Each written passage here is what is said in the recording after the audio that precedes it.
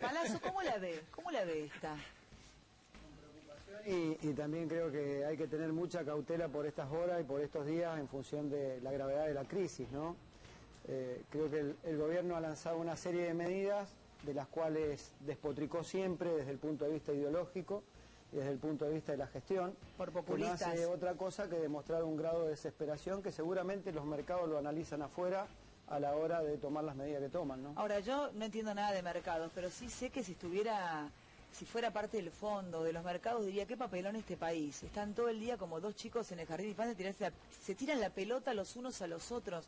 Es como si no quisieran consenso, como si no quisieran diálogo. Todo lo que se viene hablando y que la gente lo necesita, porque con todo lo que están contando Bermúdez y Alfonsín, la verdad que es un horror esto. Yo no sé cómo llegamos a fin de año, y yo no soy alarmista, pero la verdad que empecé a tener un poco de angustia en el día de hoy. ¿Escuchó a Carrió recién en TN, Palazzo? Sí, la vengo escuchando sistemáticamente y creo que no ayuda en nada las declaraciones que hace la doctora Carrió, muy por el contrario. Hay una foto que ustedes mostraban recién cuando preguntabas dónde estaba Marcos Peña. Estaba cuarto o quinto en la fila, a la derecha de Macri estaba A ver, Carrió. búscame la foto, Renato, ya no ocupa el lugar que ocupaba. En la reunión de hoy, eso es una gestualidad del poder, en manos de quien quedó la jefatura de la campaña en lo que queda hacia las PASO. Y creo que es un error del gobierno porque en un momento... Ahí está. Tenemos una muy buena observación la que hace Palazzo, pero está Lilita Carrió al lado del presidente de la Nación, que además uno pregunta por qué estaba Lilita hoy, ¿no? Digo, bueno, es no una forma parte del gabinete, pero ¿no? Por supuesto, sí, está siendo la vocera hoy por hoy. Bueno, Palazzo, enseguida voy con usted allá. Con este informe al señor Palazzo, por favor. Vamos a empezar a dar vuelta a la página de esta historia negra de la Argentina.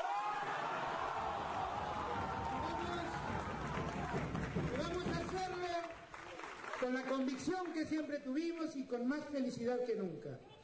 Para que muchos compañeros que hoy deambulan por las calles buscando trabajo sepan que nosotros nos vamos a ocupar de que se levanten las persianas de las fábricas, para que el trabajo vuelva hacia ellos. Para mí no hay honor más grande que estar en la casa de los trabajadores y que me decían Cristina. Gracias a todos y a todas. Eso es el mejor título que puede tener un dirigente, en este caso una dirigenta política. El amor y el reconocimiento de los trabajadores y de los más humildes. Gracias a todos y a todas, en serio. Muchas gracias.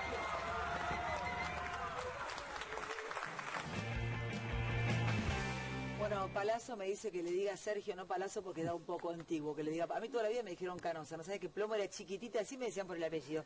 Bueno, le saqué una sonrisa por lo menos, porque la estamos pasando complicada. Charlaba un poco con usted antes de empezar el programa fuera de cámara y hablábamos un poco de las declaraciones de Carrió y también de la partida de Duhovne. Hábleme primero de Duhovne y la llegada de Lacunza, ¿cómo lo ve? Bueno, en principio creo que el ministro Duhovne fue una máquina de desaciertos en materia de política económica que han empujado a la Argentina a la situación actual. En gran parte ascribió a las recetas del Fondo Monetario, como decía Ismael recién, sin ningún tipo de reparos, y esas recetas claramente no han funcionado en ningún lugar del mundo. Es decir, me parece que debió defender más los intereses argentinos, más aún cuando en la Argentina el 70% de su PBI es consumo interno, entonces debió revalorizar la industria nacional, el consumo interno, y las políticas fueron netamente de ajuste. La salida del ministro no fue de las mejores, creo que ni siquiera le dio el crédito al presidente de poder decir que era él el que hacía el recambio y filtró la renuncia. Una renuncia sin fecha, ¿no? Y sin hablarle de usted a un presidente, pero además una renuncia sin fecha es sospechosa. Dicen que fueron dos las veces que amagó Duhovne con irse. Sí, a mí más que preocuparme la fecha o no de la renuncia, creo que primero no le tiene el respeto y la seriedad que exige presentar una renuncia a un cargo de ministro a un presidente de la Nación. No es Mauricio. Prendido fuego, no es querido Mauricio, el señor presidente, ¿no? Sí. Lo primero eso, y lo segundo, creo que no debió irse. Me parece que él debió quedarse y sostener sus políticas o el cambio de políticas. Quizás no estaba de acuerdo con las políticas que le pidió el presidente de materia asistencialista que ha tratado de imponer en este derrotero de esta semana. Y en lugar de acompañarlo al presidente decidió irse, y lo digo desde una posición claramente opositora al presidente, claro. Pero creo que no ha sido lo más cabal para un ministro de la envergadura de lo que es un ministro de Economía en la Argentina y del perfil alto que él ha tenido, la forma en que se fue. Usted fue a fondo con los Fernández, lo veíamos recién ahí hace poco tiempo con Cristina y con Alberto Fernández. Hoy Carrió decía que la culpa la tiene Fernández.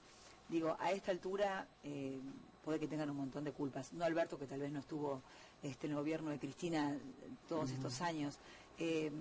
Esto de polarizar y seguir echándole la culpa al otro ya es un poco infantil. Y lo único que hace a los argentinos es llenarnos de angustia. Es tan difícil que se pongan de acuerdo, más allá de que sean oficialismo y oposición, se sienten a hablar como debe ser, como hizo Fernández con Macri el otro día. Eso no puede seguir así, digo, hablar públicamente de esta manera, más allá de los mercados, nos impacta a nosotros como sociedad. Sí, es muy lindo y muy amplio para el debate lo que acabas de plantear. En primer lugar, creo que cualquier diálogo que intenten establecer los dos líderes principales de la Argentina hoy, que son Alberto Fernández y Mauricio Macri, debe estar impregnada de respeto. Y a mí me parece que si Alberto Fernández tiene el gesto de devolver el llamado a hablar con el presidente actual, sabiendo que si quiere no lo hace, pero dando un gesto para calmar los mercados en ese momento, y a las 3 horas la diputada Carrió sale a decir que hubo fraude y participación del narcotráfico en la elección, si yo soy Fernández le digo, hasta que no me pidan disculpas no me vuelvo a sentar a conversar. Entonces me parece que lo primero es tenerse respeto. Y acá hay un doble juego, que por un lado el presidente pide ayuda y por otro lado tiene una legisladora que sale y dice de todo. Lo segundo creo que... es la vocera igual. Desde hace sí, tiempo, creo que es la jefa vocera. de campaña, me parece. Jefa de campaña, digamos. A mí me parece que llevar y exacerbar los ánimos de los argentinos en un momento tan delicado es no tener la mesura suficiente y el respeto por los que la están pasando mal en la Argentina. Esto de nos van a sacar muertos de la Quinta de Olivos, nadie saca muerto a nadie de ningún lado. Me parece que estamos en una Argentina democrática donde las cosas tienen que ser por la vía electoral y en esa vía es donde se dirime todo, no es una cuestión de vida o muerte. Y ¿Sabes también... lo que me harta a mí cuando dicen que si vuelven ustedes van a ser Venezuela y que Macri es la dictadura? Bueno. Me parecen dos guachadas de ambas partes que me parece que es imposible. Yo no creo que seamos Venezuela y tampoco, obviamente, Macri la dictadura. Sí, seguro que no. Están un poco más respetuosos ustedes. Me parece que como que comprendieron que la estamos pasando mal de verdad. ¿Hicieron mucha autocrítica, Sergio? Mirá, creo que es importante y en este momento de crisis ser muy cautos. Cualquier cosa que uno diga, hasta lo más mínimo, puede exacerbar hasta indicadores económicos, indicadores sociales, y creo que hay una responsabilidad política, sindical, de las organizaciones sociales, de preservar la institucionalidad del país en un momento delicado. Nosotros no podemos... tampoco por esto vamos a regalar de que el que pague nuevamente sea el trabajador, el ajuste, ¿no? Creo que los mercados tienen nombre y apellido y tienen que ir a buscar ahí el esfuerzo que ya hizo el pueblo argentino, particularmente los que menos tienen, con una inflación galopante. Y a veces creo que en los discursos uno termina siendo preso de ellos, ¿no? Porque decir, si ganan los Fernández, somos Venezuela. Ahora dijo que somos Irán, no Venezuela, acaba de decir la diputada. Si ganan los Fernández, Venezuela, vamos al default. Entonces quiere decir que cuando hay un resultado adverso, todo el mundo piensa que vamos a ese lugar. Y termina siendo perjudicial para el que está gobernando. Después no puede revertir esa situación y se genera el vacío de poder que hoy se genera en la Argentina. Por eso creo que en estas horas particularmente hay que ser más prudentes que nunca en lo que uno dice, en cómo lo dice y en el lugar en que lo dice. No es lo mismo un debate en el Parlamento que tiene el fragor político de los espacios políticos que decirlo en un discurso y en una arenga política después de una elección. Igual, Sergio, porque no querés que te diga palazo. Sergio, lo loco es que uno a veces la veía a Cristina muy enojada, o lo vimos a Macri enojado el otro día. Finalmente, un político no se banca a perder, porque lo del domingo fue una paliza. Como perdió Cristina cuando perdió Cristina y ganó Macri, digo, son momentos de la Argentina diferentes. ¿Tan duro es perder el poder? Mira, creo que a nadie le gusta perder. Segundo, las reacciones generalmente son de una envergadura de rechazo al resultado electoral. Pero creo que después que se tamiza el estado de ánimo, lo importante es reconocer que la gente votó y se expresó. Y se expresó en este caso muy contundentemente a favor de una fórmula. Y yo quiero excluir esa discusión porque dicen, la gente votó con bronca. Entonces pareciera ser que no votamos un proyecto, votamos en contra de. Y creo que hay un sinnúmero de cosas. La gente tuvo la oportunidad de evaluar una gestión anterior y una gestión actual. Macri cuando gana no tenía gestión en el gobierno nacional. Entonces generó una expectativa. Ahora no hay expectativa, son gestión versus gestión. Entonces también hay que pegarle una mirada de que probablemente la gente votó en función de lo que le pasaba, lo que le pasa y lo que presume que le va a pasar. Y segundo, sí, también hubo gente enojada que no acompañó al oficialismo con el voto, producto del desencanto de promesas incumplidas, que es un rosario de promesas que ya las han dicho todo y la verdad que las vuelvo a repetir no tendría mucho sentido. ¿Cómo describiría en estos casi 4 años, sin saber cómo termine, de qué manera termina, pero Dios quiera que termine su mandato como corresponde, Mauricio Macri, cómo me lo define como presidente? Un presidente, primero tiene que terminar, como Sí, sea claro. todos los argentinos, tenemos que hacer el esfuerzo de que el presidente el día 10 de diciembre entregue su mando al nuevo presidente, o él si es reelecto, aunque las chances son ínfimas. ¿Son ínfimas las chances? Casi nulas, diría yo, porque ese 47% con que lo sostenga es más del 50%, porque en un balotaje no se cuentan los votos en blanco, entonces lo proyectaje es más de 50%. Con mantener la porción electoral que tiene ya es presidente Alberto, pero digo... Yo la categorización del presidente la hice siempre. Él hizo suyo el manifiesto de reclamos del sector empresario concentrado de la Argentina y lo ejecutó. Y luego terminó abrazado a una política del Fondo Monetario Internacional, creyendo que esa era la puerta de ingreso a la relación con el mundo. Y la relación con el mundo se da desde otro lugar. No se da desde organizar el G20, decir que van a venir inversiones, no se da en organizar un mini Davos como se organizó en la Argentina, no se da... Se da desde un lugar de poder que tiene el presidente y desde el ejercicio de la soberanía del país. Nosotros hemos concurrido con mucha efervescencia y alegría, yo veía a los ministros, a suscribir el acuerdo con la Unión Europea. Y es un acuerdo que tiene asimetrías muy profundas en lo económico y que va a tener consecuencias en la economía argentina. Hay 2 países que uno puede tomar de referencia de acuerdos con la Unión Europea. Chile, que tenía un superávit de 5.000 millones y pasó a tener un déficit de casi 2.000, 1.700 creo.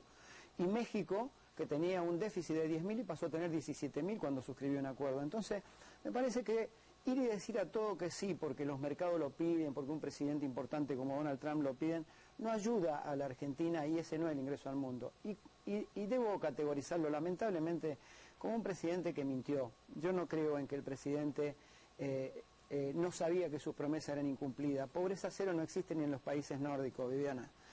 Aunque sea 0, tanto hay pobreza. Entonces vos no podés decir pobreza cero sabiendo que no lo vas a ejecutar. No podés decir los trabajadores no pagarán ganancias y hoy pagan 1.200.000 más ganancias. No podés decir pobreza cero y hay 8 millones más de pobres. Hoy hay 4 millones más de pobres, habían 4, hay 8 ahora. Y según el presidente somos el 20% más pobres a partir de esta semana, quiere decir que se va a incrementar en 1.600.000 pobres más.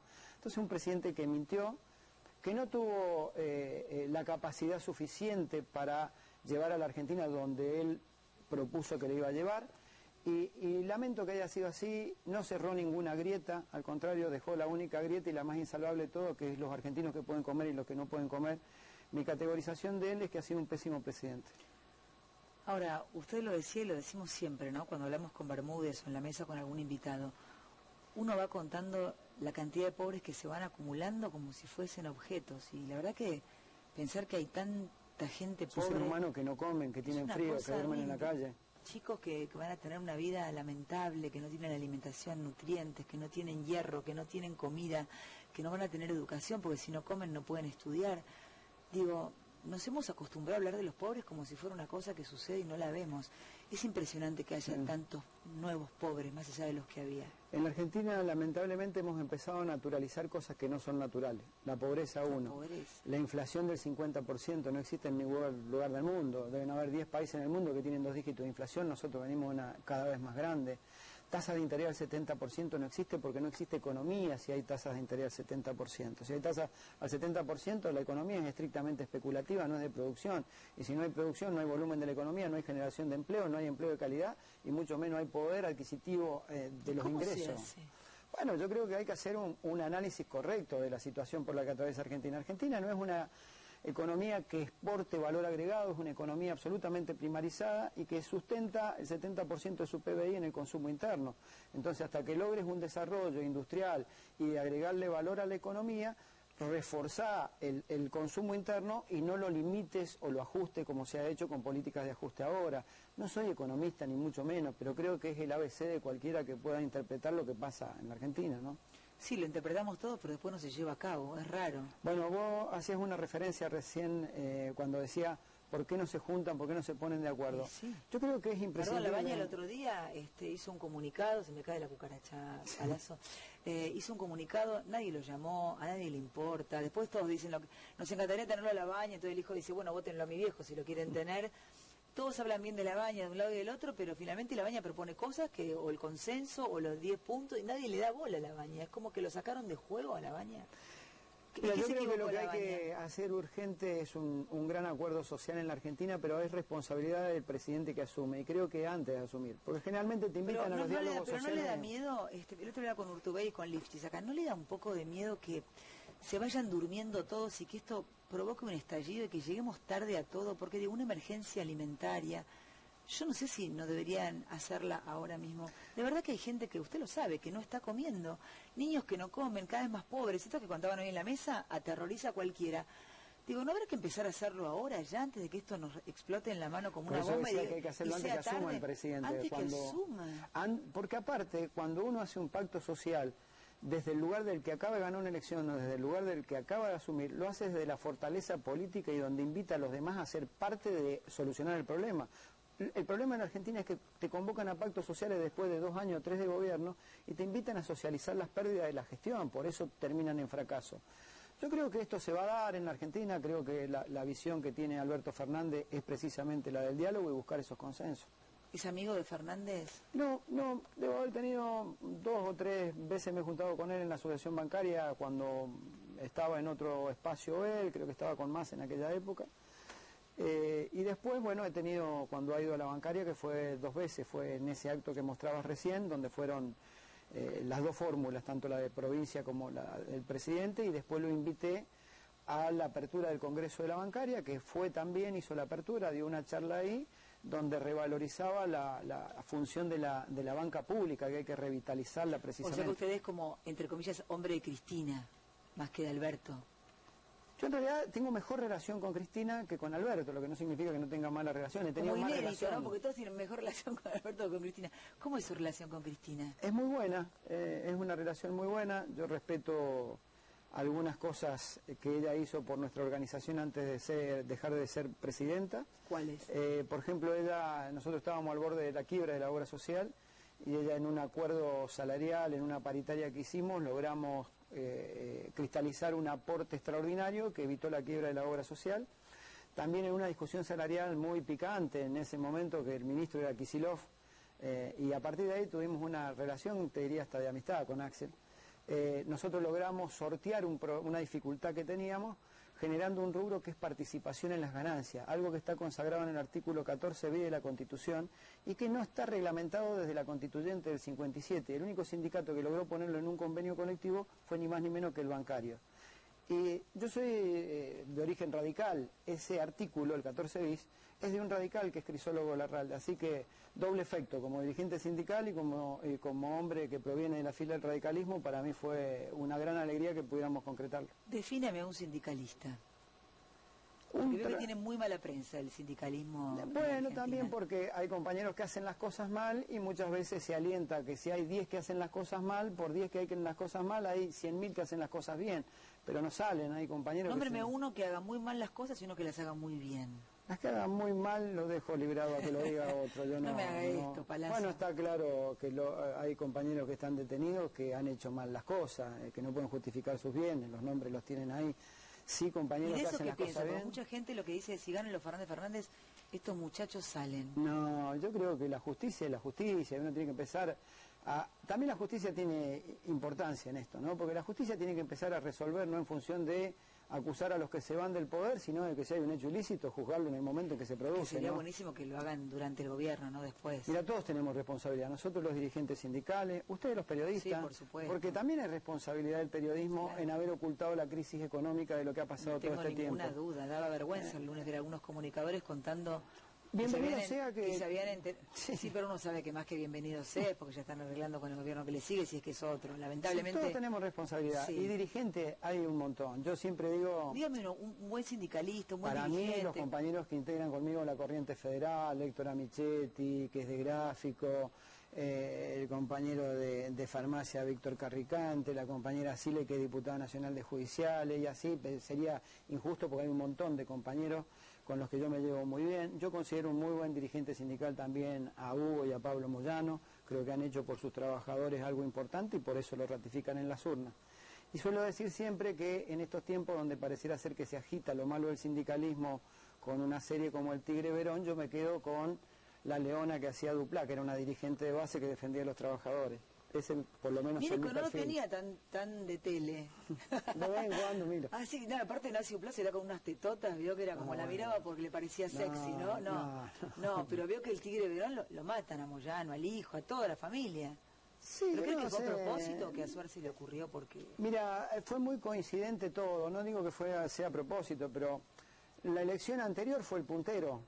Tendríamos que En el haber arrancado con 2017. esto la conversación. me La parece elección del divertido, 2017, sí. la serie del 13 fue el puntero. Sí. Y era denigrar la actividad política a partir de algunos que son punteros y hacen las cosas mal. La del 2019 era con el sindicalismo. Y previo a la emisión de la serie hubo una semana de ataques tremendos, de los cuales sufrió Pablo Viró, de los aeronáuticos, Hugo Moyano, me tocó a mí también que me atendieran bastante ¿En serio? los medios y el gobierno. El propio presidente de la Nación da una charla para la CIEN hablando de los dirigentes sindicales. Sí, claro. Y aparte tiene una caracterización, porque habla y actúa, no es un Macri que ejerce el poder. Yo recuerdo que a las 11 de la mañana salió esa noticia, a las 3 de la tarde yo tenía a los inspectores de la FIP en el sindicato, y por mí que vengan, creo que esta es la sexta vez que Es vienen. como que se hace lo mismo que se hacía en el otro gobierno, pero se van a... Claro. Lo que pasa es que, o sea, ¿usted cree que los de Cambiemos son como los K, pero con buenos modales? No, yo creo que los de Cambiemos son Cambiemos y representan una clase reaccionaria de la Argentina que por primera vez tomó el poder por los votos, porque siempre lo ha hecho o por los fierros mediáticos o lo ha hecho por los golpes militares. Me queda un minuto. Tengo una gran duda por no dejar de mirarle la mano en todo momento. ¿Me cuenta ese tatuaje que tiene, que dice? Muestra, a ver, PSP. Renato. Paciencia, sabiduría, perseverancia. Me sorprendió. Paciencia, sabiduría, perseverancia. ¿Hace cuánto que se lo hizo? Yo me quiero hacer uno acá y no sé qué ponerme. ¿Me podría hacer ese, no? Quiero uno chiquitito. Mi hija me dice, ponete in love, mamá, pero no, va ese. Este es interesante. Palazzo, un placer conocerlo. Igual, Muchas mucho gracias. gusto. Bueno, le pedimos a Suar cada una de qué la próxima. Y no sé, de un presidente que esté afuera deprimido, o un expresidente, no sé. ¿Y qué nombre le ponemos? Mauricio.